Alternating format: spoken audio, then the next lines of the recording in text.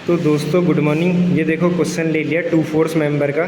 ये एक फ्रेम है ABCD, सी पे हिंज लगा हुआ है और ए पे भी, और ये RR रेडियस बना रहा है, यानी ये सेमी सर्कुलर फ्रेम है, क्वार्टर सर्कुलर, मतलब एक सर्कुलर आर्क की फॉर्म में है। तो ये क्या कह रहा है, फोर्स सिस्टम एंड इक्विलिब्रियम का क्वेश्चन लिया है, मैंने मेंशन कर दिया है।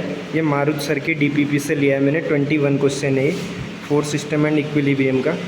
इसमें नेगलेक्टिंग वेट ऑफ द मेंबर, जो भी ये फ्रेम है इसका कोई वेट नहीं है, और determined reaction at point B, हमें बी पॉइंट पे रिएक्शन निकालनी है। यहाँ पे पिन जॉइंट है, पिन जॉइंट होता है, पिन जॉइंट पे मतलब हिंज की तरह होता है, लेकिन बस इतना सा अंतर होता है, मूव कर सकता है। मूव मतलब जैसे ये स्ट्रक्चर पे कोई लोड आया तो ये ऐसे करके इधर उधर जा सकता है, ये पिन जॉइंट होता है। क्योंकि ये तो मेंबर है ना, इसका काम मोशन करना भी है।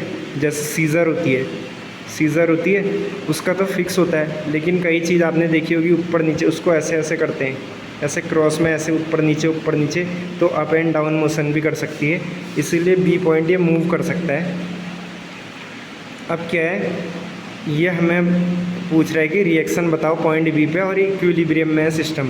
तो देखो मैंने क्या करा, ये तो FBD बनाई है BCD की, आप देख लो FBD ऐसे बनेगी, बी पॉइंट पे रिएक्शन आएगी, सी पे भी 2 रिएक्शन आएगी, और पी ये ऐसे हो गया, क्योंकि हिंज और पिन पे रिएक्शन का जो नेचर होता है सेम आता है। ये इसलिए रिएक्शन आ रही है बी पे, क्योंकि AB वाले को अलग देख रहे हैं हम, तो हॉरिजॉन्टल रिएक्शन भी मारेगा, वर्टिकल भी मारेगा। और इधर से हम देखें FBD ऑफ AB हमने बनाई, क्वार्टर सर्कुलर है। अब देखो यहाँ पर लगेगा 2 फोर्स मेंबर कॉन्सेप्ट। ये कैसे लगेगा, ये क्वार्टर सर्कुलर है, वहाँ पे हिंज था, यहाँ पे बी पॉइंट था, तो इस पर 2 ही फोर्स एक्ट कर रहे हैं, एक RA एक RB, क्योंकि 2 रिएक्शन वहाँ आ रही, 2 वहाँ, तो उसका रिजल्टेंट बन जाएगा उधर भी। तो 2 फोर्स जब एक्ट करते हैं एक बॉडी पे, तो उन 2 फोर्सेस को इक्वल, अपोजिट और कोलिनियर होना ही पड़ेगा, ये रूल है। और 45 डिग्री बनेगा, क्योंकि एक ही लाइन में आने चाहिए ना, ये रूल है। तो R और R वहाँ पे डिस्टेंस है, तो एंगल खुद निकल जाएगा 45 सीधे tan थीटा से, क्योंकि 90 डिग्री का एंगल बनाता है सेमी क्वार्टर सर्कल सेंटर पे, ये हमें पता है। और FBD ऑफ ABCD बना रहे हैं हम। अब पूरा जो सिस्टम है ABCD, उसे ले रहे हैं हम, पूरा ABCD जो है पूरे फ्रेम को। तो अब क्या बचा, देखो बी पॉइंट, ABCD जब लेंगे तो बी पॉइंट पे रिएक्शन नहीं आएगी, क्योंकि अब पूरी कंबाइंड बॉडी मान ली हमने। तो बी पॉइंट जो है उस पर इंटरनल रिएक्शन तो आ रही होगी, लेकिन बी इस साइड के सेक्शन पे उतना ही मार रहा होगा रिएक्शन, वो उस पर उतना ही मार रही होगी, तो कैंसिल हो जाएगा, इंटरनल फोर्सेज आएंगे नहीं यहाँ पे, खाली A पॉइंट पर आएगी, C पॉइंट पर, और P की वजह से जो आ रहा है फोर्स। अब देखो हमने P को नीचे बढ़ा दिया, और हमें पता था A की वजह से जो रिएक्शन आ रही है RA वो RB के बराबर है, तो RA इक्वल टू RB मैंने माना और उसे प्रोड्यूस कर दिया आगे की ओर, क्योंकि RA की डायरेक्शन तो ये है ना, लेकिन वैल्यू उसकी RB है।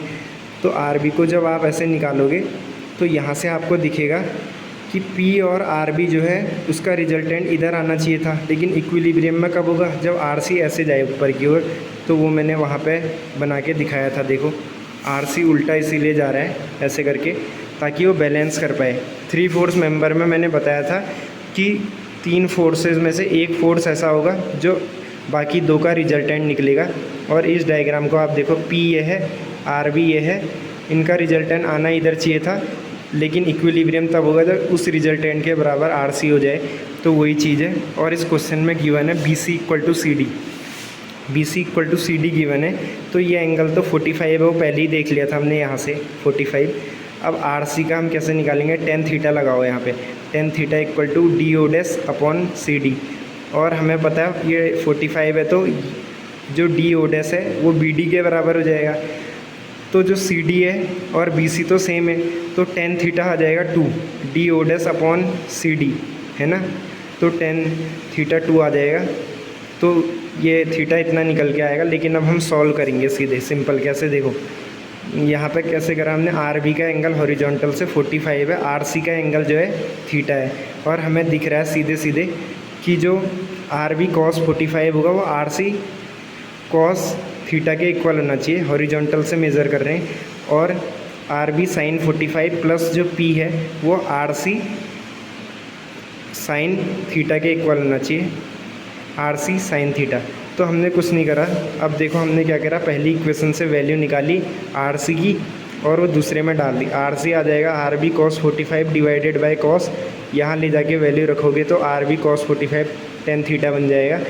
तो आर बी इक्वल टू आ जाएगा P divided by tan theta 2 है, साइन 45 कॉस 45 सेम होता है। इसे सॉल्व करना आप सिंपल, पी बाय कॉस 45 आएगा, यानी कि पी रूट 2 आ जाएगा R B equal to P root 2, और क्वेश्चन सॉल्व हो जाएगा इसी के साथ।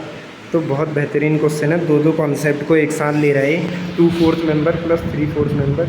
इसको आप एक बार अच्छे से देखना, मैंने जो एक्सप्लेनेशन दिया है वो तो सही दे रखा है, वीडियो क्वालिटी थोड़ी डिस्टर्ब हो रही है तो उसे आप देखना अपने हिसाब से, आपको समझ आ जाना चाहिए बस। ये देख लेना। और ये वाला पार्ट है जो मैंने बताया था, 2/4 और 3/4 मेंबर कॉन्सेप्ट को रिवाइज़ करना, फिर ये क्वेश्चन पे जाना, क्लियर समझ आ जाएगा। धन्यवाद, बहुत बहुत थैंक यू।